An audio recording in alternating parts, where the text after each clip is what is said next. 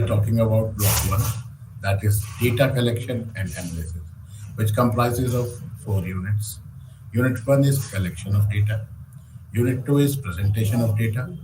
Unit three is measures of central tendency, and unit four is measure of variation and skewness. We will start with unit one, that is collection of data. To make a decision in any business situation, we need data. Facts expressed in quantitative form can be termed as data. Success of any statistical investigation depends on the availability of accurate and reliable data. These depends on the appropriateness of the method chosen for data collection. Therefore, data collection is a very basic activity in decision making. Here, we will be studying the different methods that are used for collecting data. So, data may be classified either as primary or secondary data. Data that is used in statistical study in terms either primary or secondary, depending upon whether it was collected specifically for the study in question or for some other purpose. When the data used in a statistical study is collected under the control and supervision of the investigation, such type of data is referred as primary data. On the other hand, when the data is not collected by the investigator but is derived from other sources, then such data is referred as secondary data. The difference between primary and secondary data is only in terms of the degree. For example, data which is primary in the hands of one becomes secondary in the hands of other. What are the different methods of collecting primary data? Primary data may either be collected through observation method or through questionnaire method. In observation method, the investigators ask number of questions. No questions, but he simply observes the phenomena under consideration and records the necessary data. Sometimes individual make the observation. On other occasions, mechanical and electronic devices to do the job. It may be difficult to produce accurate data. Physical difficulties on the part of the observer may result in errors. Because of these limitations in the observation method, the questionnaire method is the most widely used method for collecting data. In the questionnaire method, the investigator draws up a questionnaire containing all the relevant questions which he wants to ask from the respondent and accordingly records the response. Questionnaire method may be conducted through personal interviews or by mail or by telephone. We will start with personal interviews. In this method, the interviewer sits face to face to the respondent and records his responses. In this method, the information is likely to be more accurate and reliable because the interviewer can clear up the doubts and cross-checks the respondent. This method is time-consuming and can be very costly if the number of respondents is large and widely distributed. Second method is mail questionnaire. Here in this method, a list of questions, that is questionnaire, is prepared and mailed to the respondent. The respondents are expected to fill in the questionnaire and send it back to the investigator.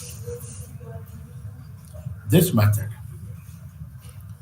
can be easily adopted where the field of investigation is very vast and the respondents are spread over a wide geographical area. But this method can be adopted only when the respondents are literate and can understand the written questions and answer them accordingly. Third method is telephone. In this method, the investigator asks the relevant questions from the respondent over the telephone. This method is less expensive but has limited application since only those respondents can be interviewed who have telephones. Moreover, a very few questions can be asked on the telephone. The questionnaire method is a very efficient and fast method of collecting data, but it has a very serious limitation, and it may be extremely difficult to collect data on certain sensitive aspects such as income, age, or personal life details with the respondents may not be willing to share with the investigator. This is so with other methods also. Different people may interpret the questions differently, and consequently, there may be errors and inaccuracy in data collection. Once the investigator has decided to use the questionnaire method, the next step is to draw a design of the survey. A survey design involves the following steps. Number one, designing a questionnaire. Second, pre-testing the questionnaire. Third one is editing the primary data. As far as designing of questionnaire is concerned, that is the first step. The success of collecting data through a questionnaire depends mainly on how skillfully and imaginatively the questionnaire has been designed. A badly designed questionnaire will never be able to gather the relevant data. Some of the important points which have to be kept in mind in designing a questionnaire are: first one is covering letter. Every questionnaire should contain a covering letter. The covering letter should highlight the purpose of study and assure the respondent that all the responses will be kept confidential. The objective of the study and questionnaire design should be such that the respondent derives a sense of satisfaction through his involvement. Second one is the number of questions should be capped to the minimum. The fewer the question, the greater the chances of getting a better response and having all the questions answered. Otherwise, the respondents may feel disinterested and provide inaccurate answers, particularly towards the end of the questionnaire. As a rough indication, the number of questions should be between 15 and 40. In case the number of questions is more than 25, it is desirable that the questionnaire may be divided into various parts to ensure clarity. The third step is questions should be simple, short, and ambiguous. The questions will be simple, short, easy to understand, and such that their answers are ambiguous. For example, if the question is, "Are you literate?" the respondents may have doubts about the meaning of literacy. To some, literacy may mean a university degree, whereas to other mean the capacity to read and write may mean literacy. The fourth one is questions of sensitive or personal nature should be avoided.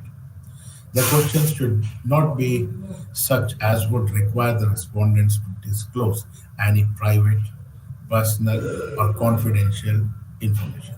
For example, questions relating to sales, profit, material happiness, etc., should be avoided as far as possible. Fifth one is answers to questions should not require calculations.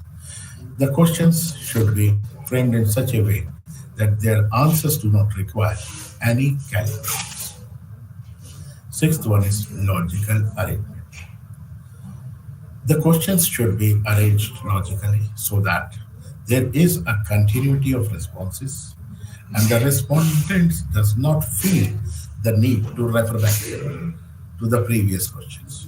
It is desirable that the questionnaire should begin with some introductory questions followed by vital questions crucial to the survey, and ending with some light questions so that the overall impression of the respondent is a happy one. Seventh one is cross check the footnotes. The questionnaire should contain some questions which act as a cross check to the reliability of the information provided. For example, when a question relating to income is asked, it is desirable to include a question: are you an income tax assessee?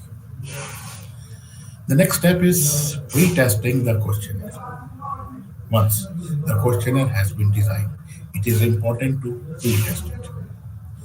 The pre-testing of questionnaire is also known as pilot survey because it precedes the main survey work. Pre-testing allows rectification of problems, inconsistencies, repetitions, etc. If changes are required, the necessary modifications can be made before administering the questionnaire.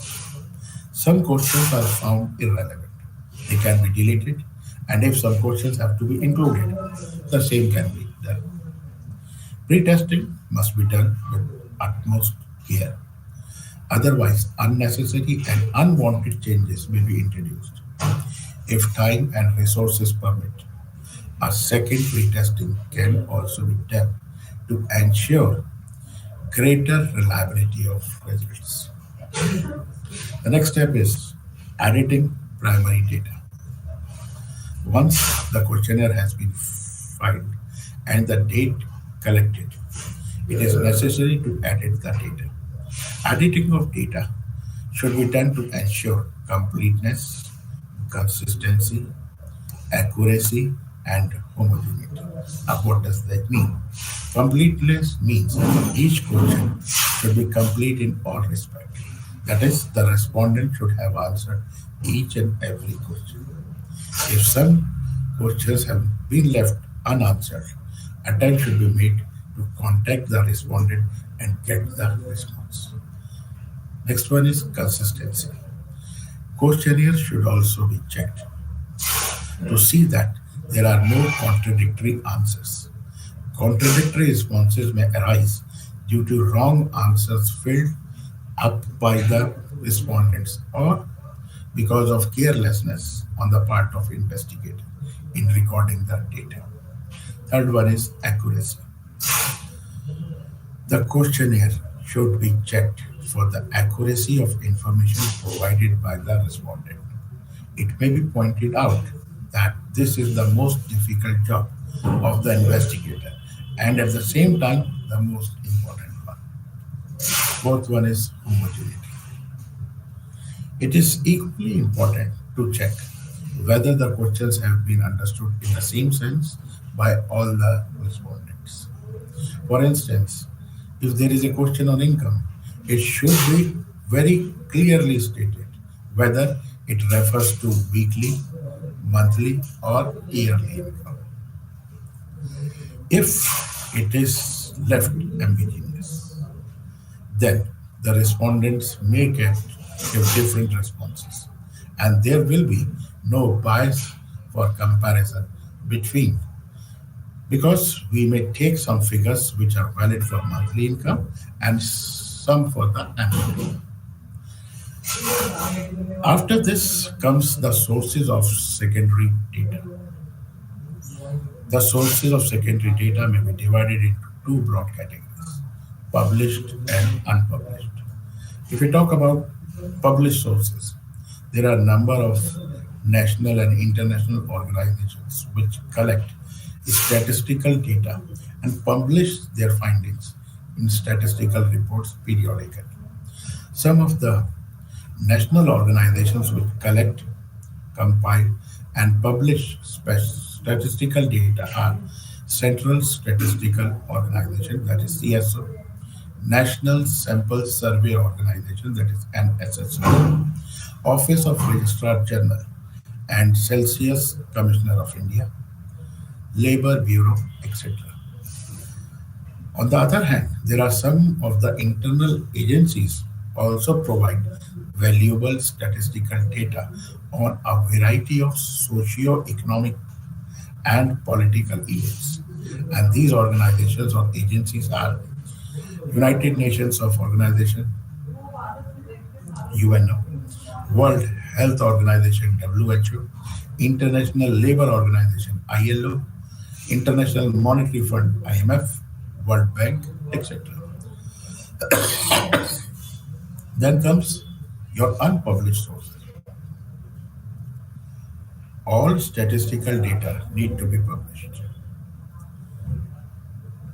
A major source of statistical data produced by government, semi-government, private and public organizations is based on the data drawn from internal records.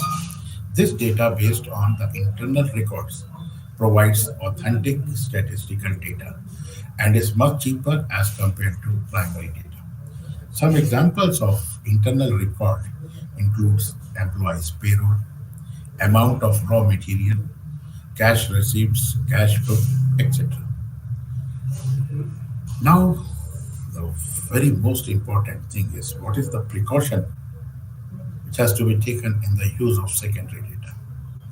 A careful scrutiny must be made before using published data.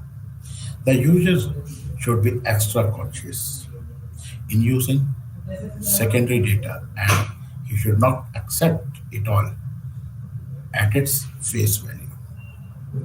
The reason may be that such data is full of errors because of bias, inadequate sample size, errors of definitions, and computational error, etc. Before using such data, the following aspects should be considered. Suitability. The investigator must ensure that the data available is suitable for the purpose of the inquiry on hand. The suitability of data may be judged by comparing the nature and scope of investigation. Secondly, its reliability. It is of utmost importance to determine how reliable is the data from secondary source and how confidentially we can use it. In assessing the reliability, it is important to know whether the collecting agency is unbiased. Third one is adequacy. Data from secondary sources may be available, but its scope may be limited, and therefore this may not serve the purpose of investigation. The data may cover only a part of the requirements of the investigator or may pertain to different time period. Only if the investigator is fully satisfied on all of the above mentioned points, then only he should proceed with this data, our starting point for further analysis. Then comes your Celsius and sample. When secondary data is not available for the problem under study, a decision may be taken to collect primary data through original investigation. The original investigation may be obtained either by Celsius or complete enumeration method or sampling method. When the investigator collects the data about each and every item in the population, it is known as the Celsius method or complete enumeration survey. But when the investigator studies only a representative part of the total population and makes inferences about the population on the basis of that study, that is known as sampling method. In both the situations, the investigator is interested in studying some characteristics of the population. The advantage of Celsius method is that the information about every item in the population can be obtained. Also, the information collected is more accurate. The main limitation of the Celsius method are that it requires a great deal of money and time. In most cases, It is not necessary to study every unit of the population to draw some inferences about it. If the sample is representative of the population, then our study of sample will yield correct inferences about the total population. It should be noted that out of the Celsius and sampling method, the sampling method is more widely used in practice, and there are several methods of sampling which we will be discussing in our next sessions that is related to atopic sampling methods. Now we move to unit 2, that is presentation of data. Presentation of data can be displayed either in tabular form or through charts. In the tabular form, it is necessary to classify the data before the data is tabulated. Here we will study two sections, that is classification of data and charting of data. So we will start with classification of data.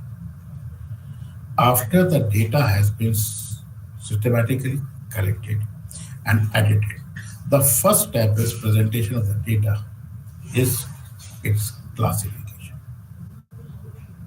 Classification is a process of arranging the data according to the points of similarities and dissimilarities.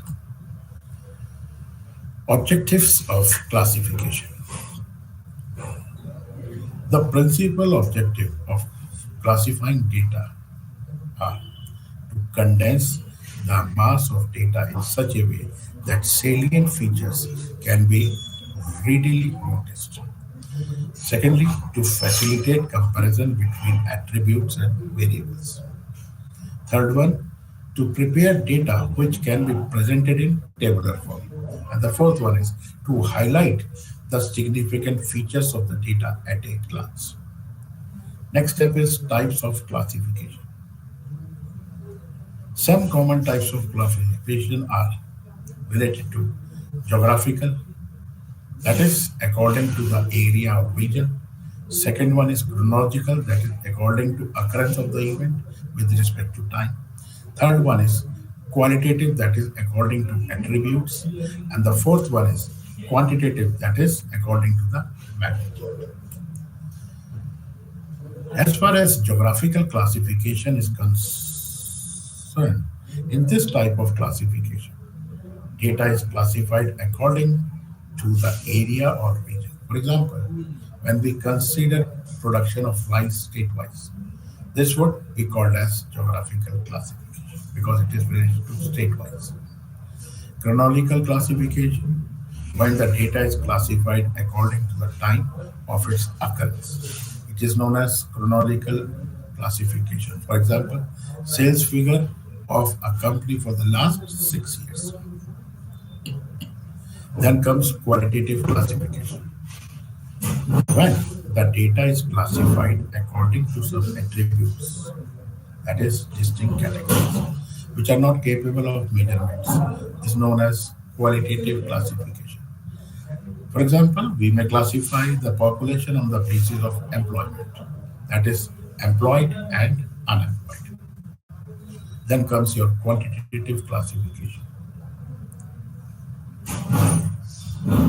When the data is classified according to some characteristics that can be measured, it is called quantitative classification. For example, the employees of a company may be classified according to their monthly salaries. Quantitative data may further be classified into one or two types, that is discrete or continuous. The term discrete data refers to quantitative data that is limited to integer numerical values of a variable. For example, the number of employees in an organization or the number of machines in a factory are examples of discrete data.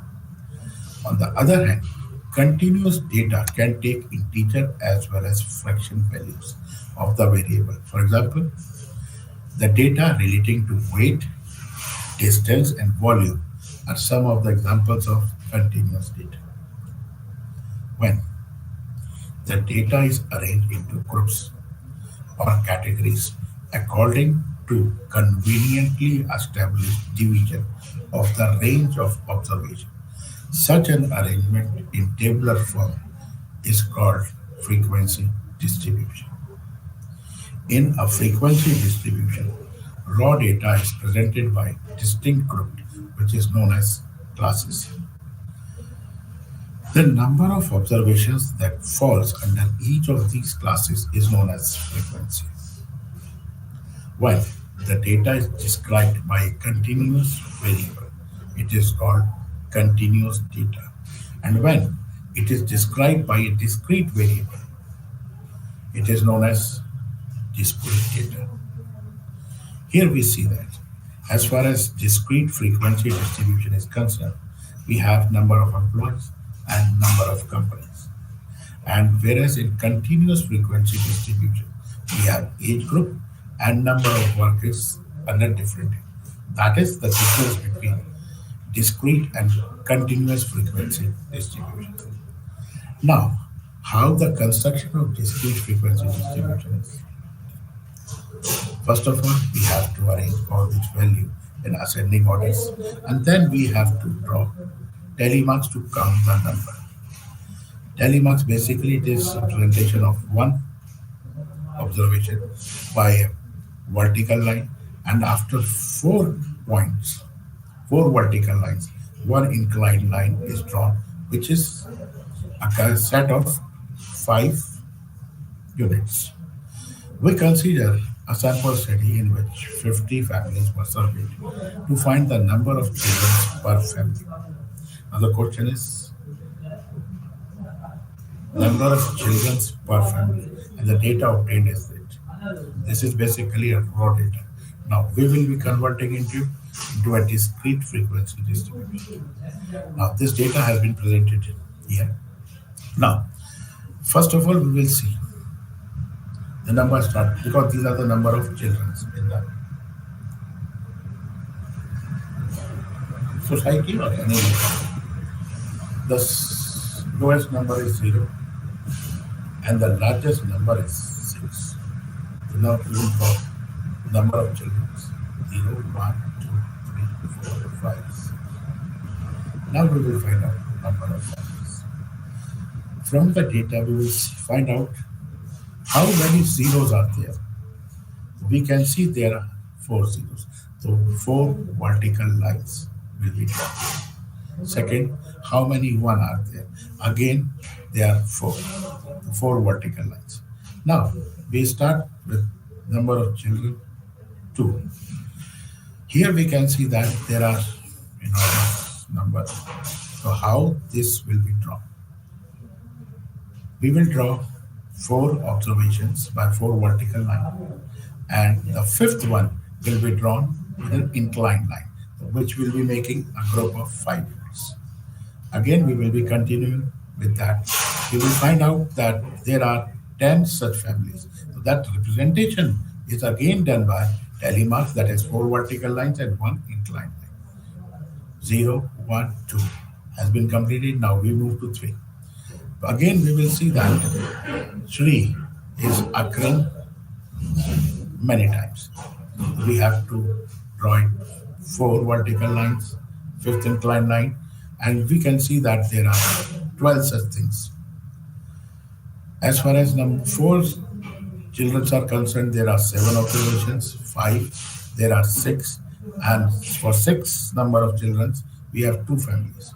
So when we will be doing clubbing up or adding up, we will get 50.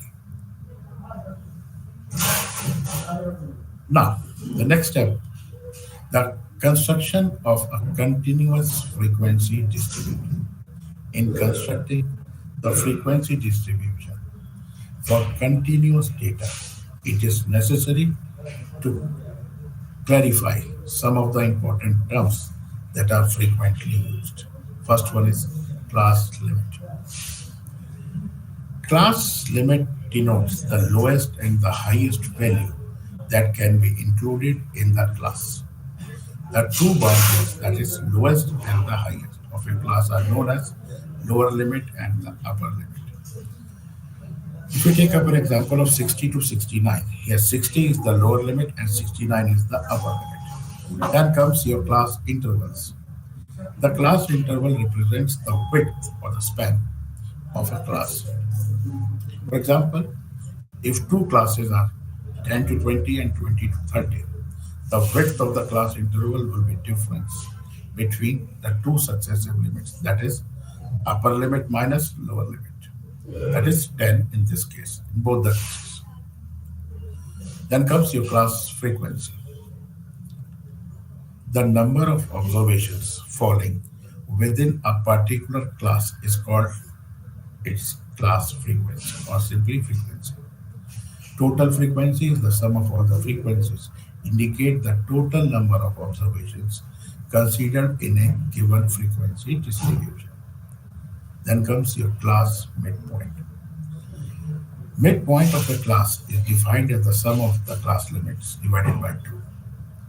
Therefore, it is the value lying halfway between the lower limit and the upper limit. If we take up an example of 10 to 20, then we will be adding 10 plus 20. We will get 30. 30 divided by 2 is 50. That means the mid value or the midpoint for the class size 10 to 20 is 50. Then comes type of class intervals. There are different ways in which limits of class intervals can be shown. Firstly, it is exclusive and inclusive method, and the second one is open. If we talk about exclusive method, the class intervals are so arranged that the upper limit of one class is the lower limit of the next class.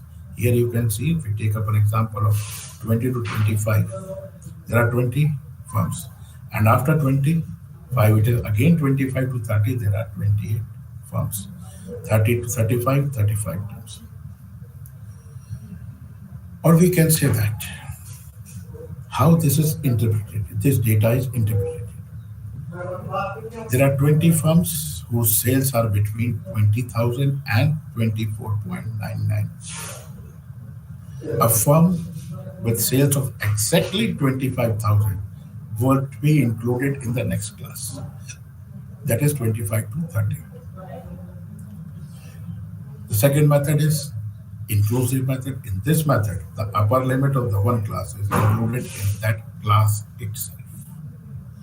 Here we can see that it is 20 to 24.99. And the next class will be 25 to 29.99. And the third one will be 30 to 34.99. Now, what are the guidelines for choosing the class interval? We have draw data. Now we have to draw the class intervals. Number of class intervals should be between 5 and 15. The width of the class should be simple like 15, 5, 10, 25, etc. The classes should have equal width. The starting point of the class should begin with 0, 5, or a multiple. Class interval is found by dividing the range by the number of classes. We'll see all these things in the preceding part. Now, we have the age of 50 employees is given to us. These are how this is drawn. This data is drawn into this way. First of all, from the data, we have to see the lowest number and the largest number. What is seen over here, 21 is the smallest number. As per our guidelines, we have to start with something, a multiple of 0 or 5. The nearest number to 21 is 20. So we will start with 20 to 30. And again, there was a guideline that we should have 5 classes. We will start with an difference of 10, 5 or 10 or 15. To make it uniform, we will take a distance of 10, 20 to 30, 30 to 40, 40 to 50, 50 to 60, 60 to 70. Now, we have to draw telemarks. So first of all, we will start with 22. 22 comes in the first category. 21 again comes in the first category. 37 comes in the second category. 33 second. 28 first. As soon as we have drawn four vertical lines, as we get the fifth one, we have to draw an inclined line. That will be a unit of 5. Now, the whole data has been converted into two columns, that is the ages in years and daily months. Now we have to see the frequency. We have to now add 5 plus 2 is 7, 15 plus 1 16, 7, 16, 15, 9, 3. We have to add it up, we will get a sum of 50. That means our calculation of the process, what we have followed, is absolutely correct. Now, another thing which is required, that is cumulative frequencies. Cumulative frequency of a given class interval represents the total of the previous class frequencies, including the class against which it is written. Second one is relative frequencies.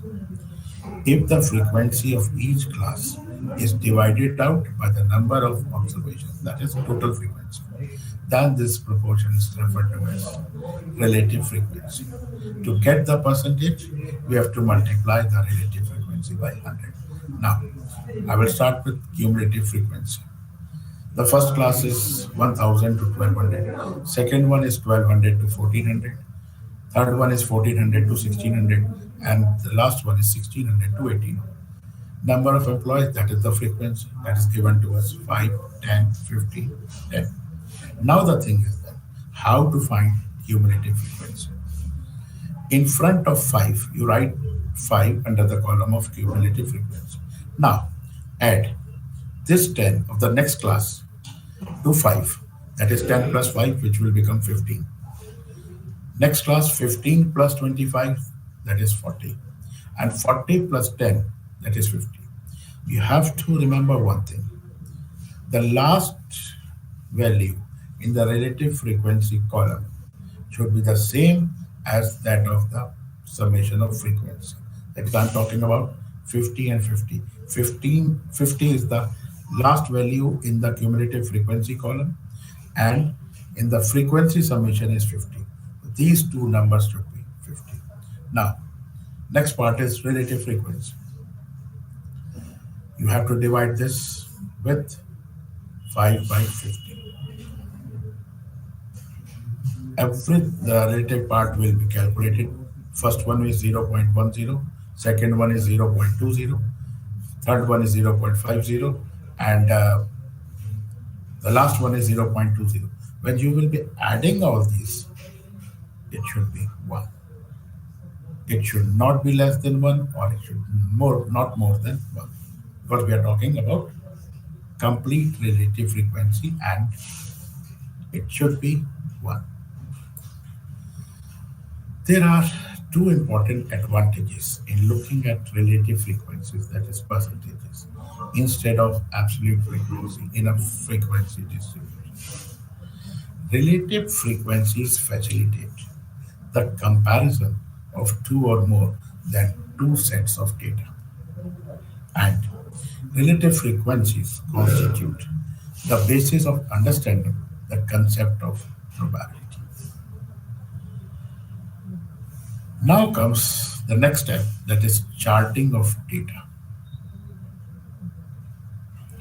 Charts of frequency distribution, which cover both diagrams and graphs, are useful because they enable a quick interpretation of the data. A frequency distribution can be presented by a variety of methods. There are four popular methods for charting frequency distribution. First one is bar diagram, second one is histogram, third one is frequency polygon, and the fourth one is ogive or cumulative frequency curve. We will start with bar charts. We have seen these charts in many occasions. These bar charts can be a simple bar chart, it can be a three-dimensional bar chart, or it can be a stacked bar. Every chart has its own merits and demerits, and with the passage of time, things are changing. So we are just changing our presentation also. Demerit is of the bar chart, the data no longer available for further analysis. Merit is it is friendlier, greater immediacy, that is pattern can be made easily visible with three dimensions or stacked bar charts. Then comes your histogram. One of the most commonly used and easily understood method for a graphical presentation of frequency distribution is histogram. A histogram is a series of rectangles having area that are in the same proportion as the frequencies of the frequency distribution.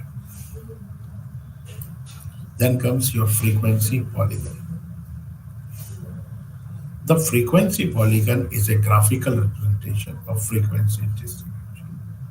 A polygon is a many-sided closed figure. A frequency polygon is constructed by taking the midpoints of the upper horizontal side of each rectangle on the histogram. We can see over there the top middle part which has been pointed as dots.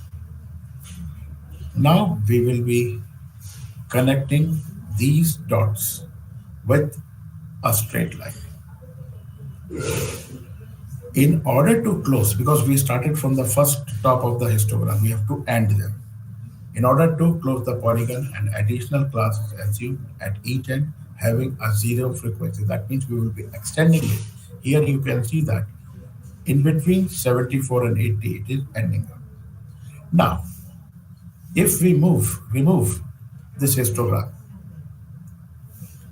this is basically what your frequency polygon is all about. The histogram is usually associated with discrete data, and a frequency polygon is appropriate for continuous data. But this distinction is not always followed in practice, and many factors may influence the choice of the curve. The frequency polygon and frequency curve have a special advantage over the histogram, particularly when we want to compare two or more frequency distributions. The next one is ogive or cumulative frequency curve. An ogive is the graphical representation of cumulative frequency distribution. And therefore, when a graph of such distribution is drawn, it is known as cumulative frequency curve or ogive. There are two methods for constructing an ogive. The first one is less than ogive, and the second one is more than ogive. In less than ogive method, the upper limit of the various classes are taken on the x-axis, and the frequency obtained by the process of cumulating the preceding frequencies on y-axis. That means on x-axis we will have various classes, and on y-axis we will be having cumulative frequency. On the other hand, in more than ogive, similarly more than ogive or cumulative frequency curve can be drawn by taking the lower limit on x-axis and cumulative frequency on the y-axis. Here we will see. This is the problem. 0 to 4, frequency is 4. Again, I am repeating how this cumulative frequency is drawn. In front of 4, frequency 4, we will write 4.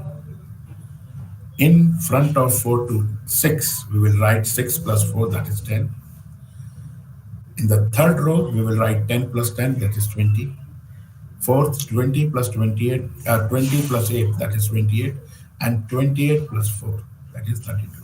That means when we will be summing the frequency, it will come 32. Now, upper class limit is 4. Second one is 8. Third one is 12. Fourth one is 14, 16. And the last one is 20. Cumulative frequency is 4, 10, 20, 28, 32. That means what we have to plot now. We have to plot a point 4, 4, 8, 10, 12, 20, 16, 28, and 20, 32. On x-axis, we will be taking upper limits 4, 8, 12, 16, and 20. And on the y-axis, we will be taking the cumulative frequencies. No doubt that will be a multiple of 10. To make it easier, we will start with 10, 20, 30, and 40. Now we will be plotting these points. Once these points are plotted, they are joined by a straight line. This is less than ogive. The other one is more than ogive. The shape of less than ogive curve would be the rising one, and whereas the shape of more than ogive would be a falling. Now the thing is that if we club two things, two diagrams at a time, so what we will see, we have a less than method and a more than method. When we will be, the less than curve will be moving from bottom to up, and more than will be coming from top to bottom. One thing which we have to remember, the point where there these two graphs, two curves meet, that is the point of median. Unit 3 is measure of central tendency, which includes statistical methods for summarizing and describing data.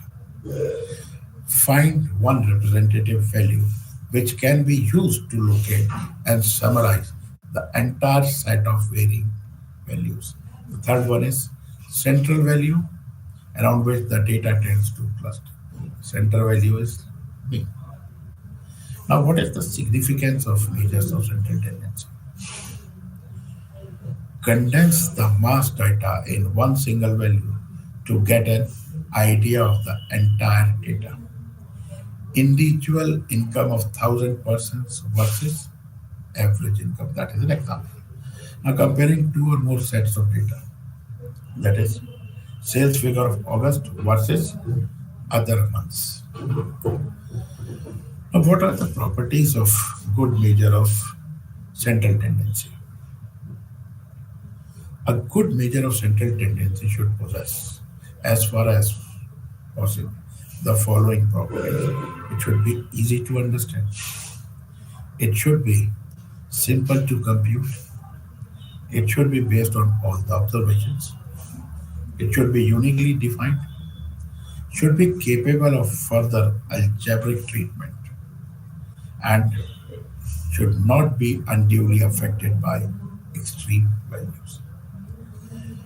Following are some of the important measures of central tendency which are commonly used in business and industry.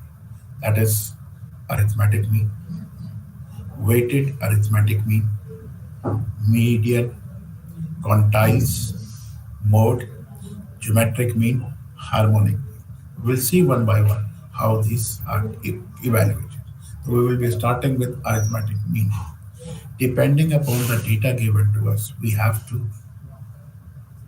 decide which formula has to be used.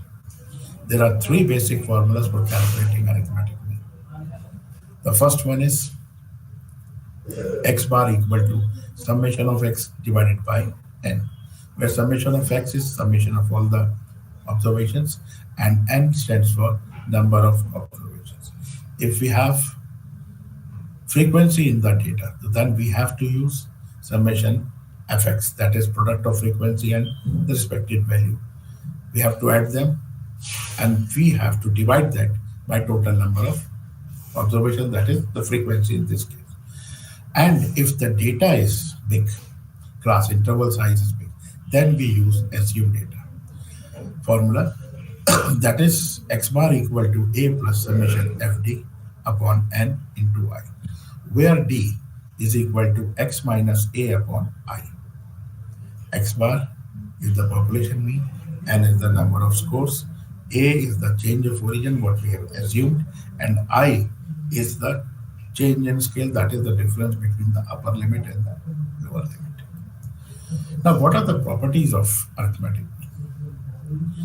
The sum of the deviations of the observation from the arithmetic mean is always zero. Symbolically, it is summation of x minus x bar, which is equal to zero. The second thing, The sum of squared deviations of the observation from the mean is minimum. That is summation x minus x bar whole square is minimum. The arithmetic mean has the great advantages of being easily computed and readily understood. It is due to the fact that it possesses almost all the properties of good measure of central tendency. No other measure of central tendency possesses so many properties. However, the arithmetic mean has some disadvantages. The major disadvantage is that its value may be distorted by the presence of extreme values in a given set of data. Secondly, the minor disadvantage is when it is used for open-ended distribution. It is difficult to assign a midpoint value to the open end. Suppose you might have seen a data that is 30 to infinity. So what is the end? Maximum last point. In that case, it is difficult to assign a mid value. Now, we will be computing arithmetic mean of this data. First of all, this data has to be transformed in this form.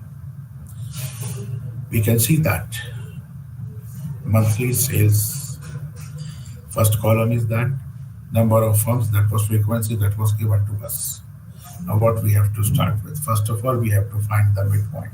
Midpoint is found by 300 plus 350 divided by 2. That comes out to be 650. 650 divided by 2 is 325. Now you can see that there is no need of adding and dividing every time. Since the difference between these two figures is 32, 300 to 350 is 50. Add 50 continuously till the last one. That means 325 plus 50, 375, 375 plus 50, 425, 425 plus 50, 475, and the last one will be 725. Now, the next step is to find out evaluate fx. That means we have to multiply 325 by 5. It comes out to be 1625. We will be multiplying and we will be adding all these numbers. So we will be getting summation fx as 1,02,000. A summation of f will be 200. That is n. Now we have the formula summation x bar equal to summation fx by n.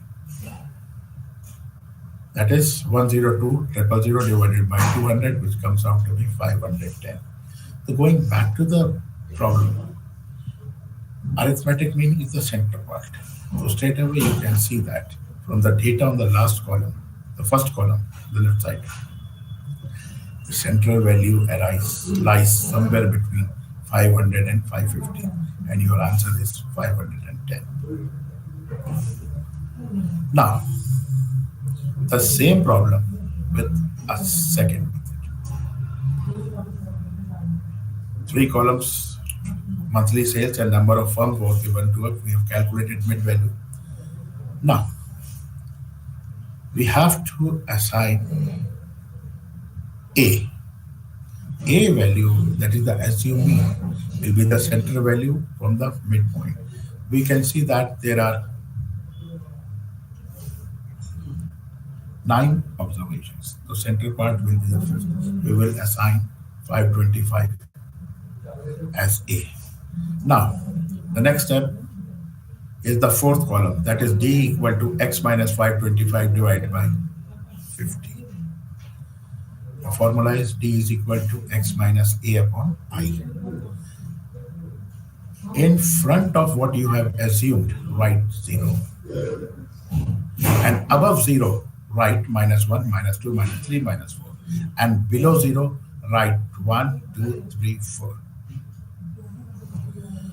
The next step is to multiply f by this d. That is multiplication of 5 and minus 4, minus 20. 14 into minus 3, minus 42. Similarly, you will be doing for all. You will get summation fd equal to minus 60. Your summation n is, or that is summation f is 200.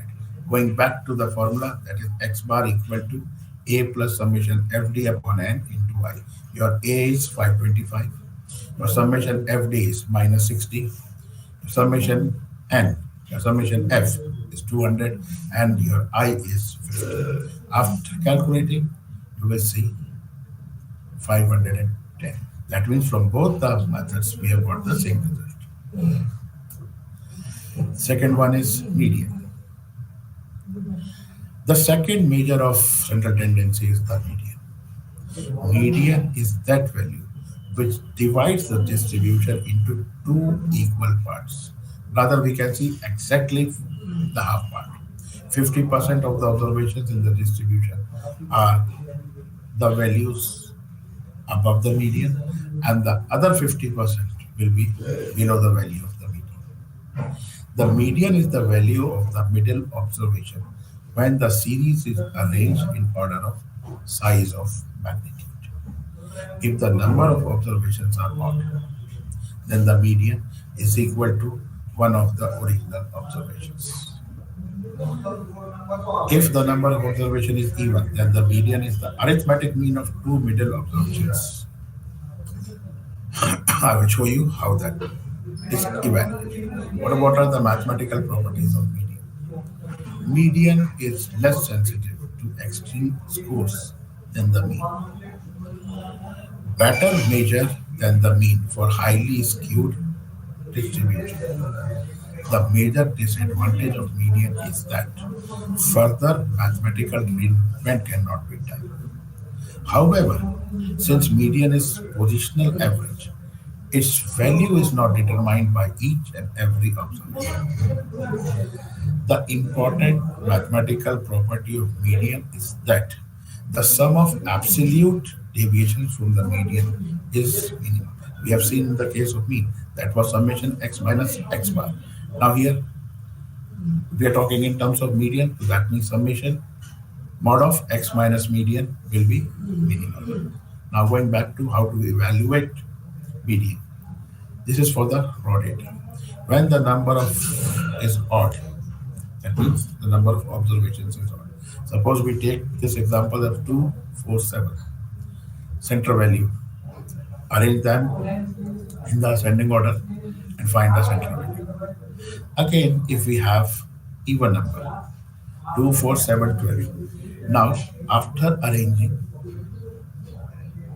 the observations in ascending order, we will find out two middle values, that is 4 and 7. We will be adding them. 4 plus 7 is 11 divided by 2, that is 5.5. That means here the median will be 5.5. If we have group data, then median formula is median is equal to L plus N by 2 minus PCF upon F into I. This formula is used in different ways for evaluating another of things. You have to remember this formula. We will be changing after by the help of slight modifications. We can find, we can use this formula to find different things. Where L is the lower limit of the median class. PCF is the preceding cumulative frequency of the median class. If F is the frequency of the median class and I is the size of the median class. We have to remember that for calculating median, we have to calculate cumulative frequency. The class which has cumulative frequency just greater than n by 2 will be the median class. Another important aspect is the mode. The mode is the most frequently occurring score in a distribution, greatly subject to sample fluctuations and is therefore not recommended to be used as the only measure of central tendency. A further disadvantage of mode is that many distributions have more than one mode. These distributions are called multimodal. Now, We take up an example of series of these numbers 3, 4, 5, 6, 7, 8, 8, 8, 9. After having a visual look on these numbers, as mode is the maximum frequently occurring number. So here we can see that 8 is occurring 3 times, 5 is occurring 2 times. That means the mode of this observation will be 8. Now, if we have a group data, then we have a different one. Model class, it is the class which contains the highest frequency. We have a formula that is MO is equal to L plus F0 minus F1 upon 2 times of F0 minus F1 minus F2, H or I. L is the lower limit of the interval containing the mode, that means the maximum frequency. H or I is the width of the mode. N is the number of respondents. F1 is the frequency of class preceding the model class. F0 is the number of cases in the interval containing the mode, and F2 is the frequency of the class following the model class. With this, we will be concluding this session.